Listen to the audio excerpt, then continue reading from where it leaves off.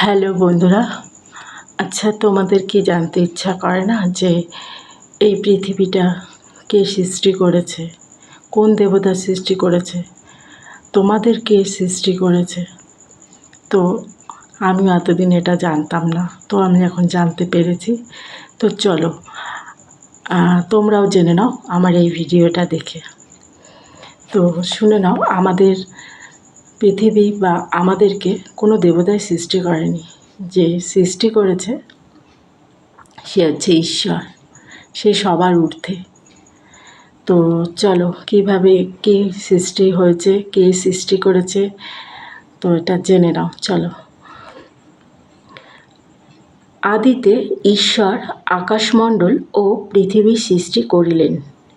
পৃথিবী ঘোর ও শূন্য ছিল এবং অন্ধকার জলধির উপরে ছিল, আর ঈশ্বরের আত্মা জলের উপরে অবস্থিত করিতেছিলেন।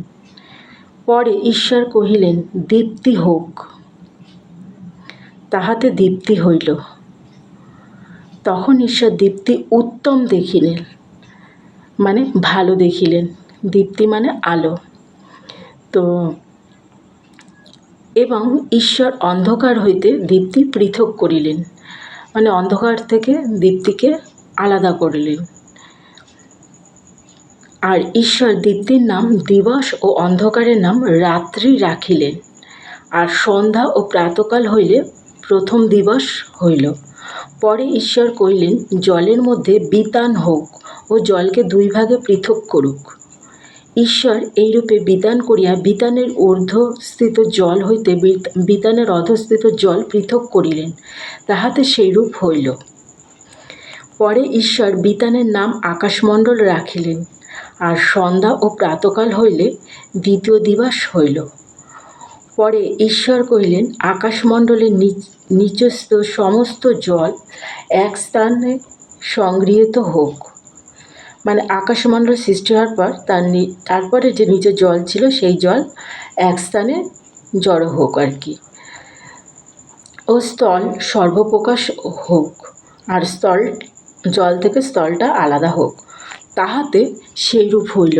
তখন ঈশ্বর স্থলের নাম ভূমি রাখল ও জলরাশির নাম সমুদ্র রাখিলেন। আর ঈশ্বর দেখিলেন যে তাহা উত্তম, মানে তাহা ভালো আর কি, ঈশ্বর দেখিলেন। পরে ঈশ্বর কহিলেন, তুমি ভূমি তৃণ বীজোৎপাদক ঔষধি ও সবীজ স্ব জাতি অনুযায়ী ফলের উৎপাদক ফল বৃক্ষ ভূমির ওপরে উৎপন্ন করুক। তাহাতে সেইরূপ হইল। ফলত ভূমি তৃণ স্ব জাতি অনুযায়ী বীজোৎপাদক ঔষধি ও স্ব জাতি অনুযায়ী সবীজ ফলের উৎপাদক বৃক্ষ উৎপন্ন করিল। আর ঈশ্বর দেখিলেন যে সে সকল উত্তম। আর সন্ধ্যা ও প্রাতকাল হইলে তৃতীয় দিবস হইল। পরে ঈশ্বর কহিলেন, রাত্রি হইতে দিবসকে বিভিন্ন করণার্থে আকাশমণ্ডলের বিতানে জ্যোতির্গ্রহণ হোক। সেই সমস্ত চিহ্নের জন্য, ঋতুর জন্য এবং দিবসের ও বৎসরের জন্য হোক। ঠিক আছে। তো এবং পৃথিবীতে দীপ্তি দিবার জন্য দ্বীপ বলিয়া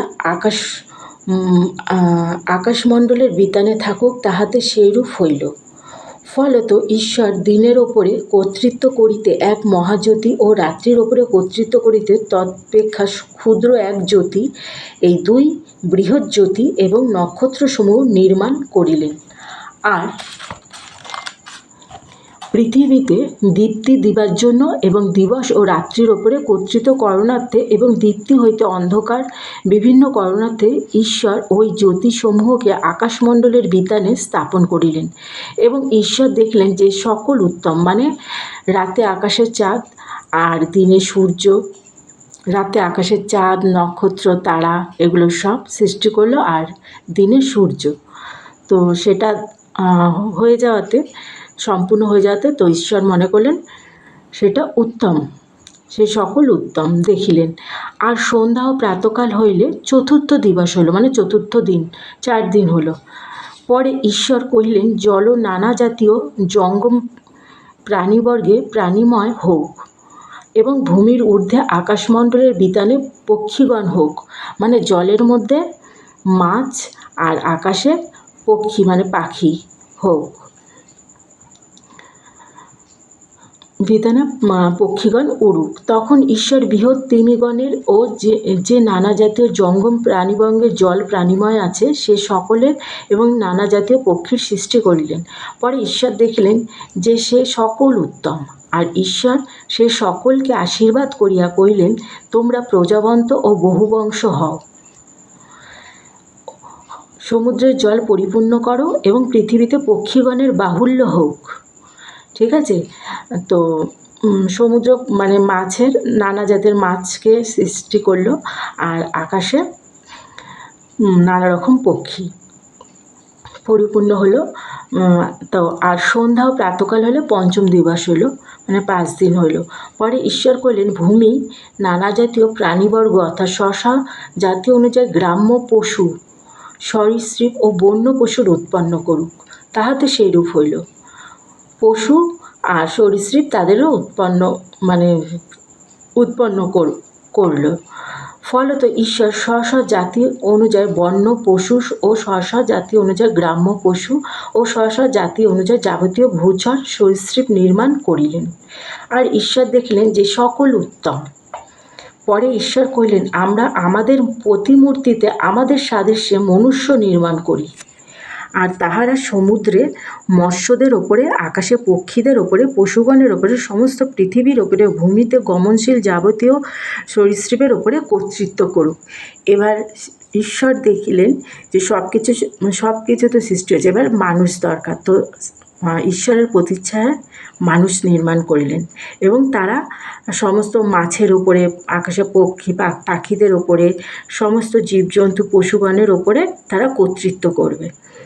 পরে ঈশ্বর আপনার প্রতিমূর্তিতে মনুষ্যকে সৃষ্টি করিলেন। ঈশ্বরের প্রতিমূর্তিতেই তাহাকে সৃষ্টি করিলেন, পুরুষ ও স্ত্রী করিয়া তাহাদিগকে সৃষ্টি করিলেন। পরে ঈশ্বর তাহাদিগকে আশীর্বাদ করিলেন। ঈশ্বর কহিলেন, তোমরা প্রজাবন্ত ও বহুবংশ হও এবং পৃথিবী পরিপূর্ণ ও বশীভূত করো। আর সমুদ্রের মৎস্যগণের ওপরে, আকাশে পক্ষীগণের ওপরে এবং ভূমিতে গমনশীল যাবতীয় জীবজন্তুর ওপরে কর্তৃত্ব করো।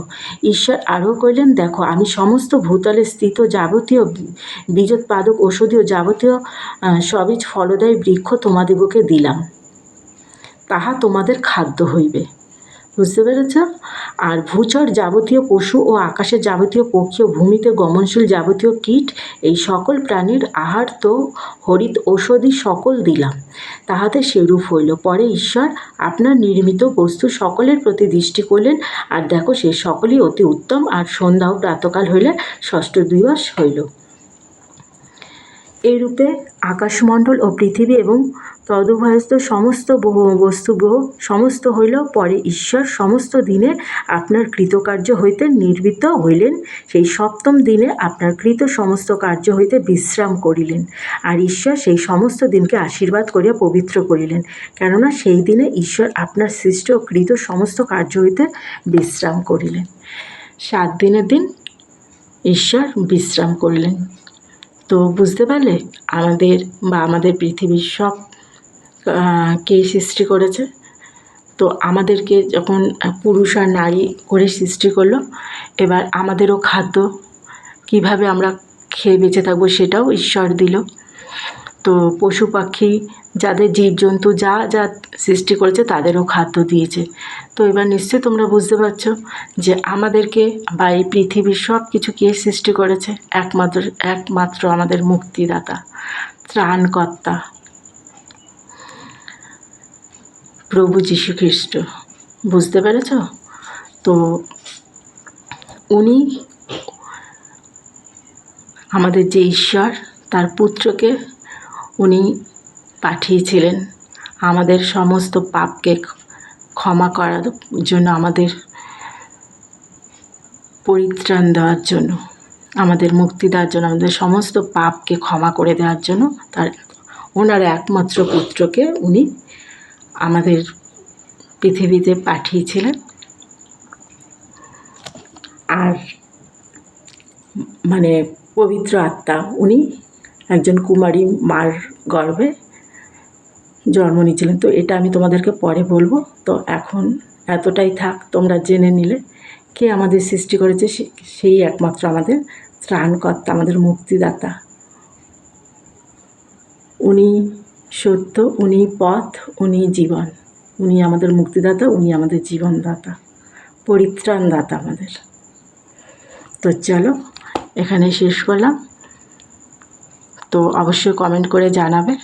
তো চলো টাটা, বাই বাই।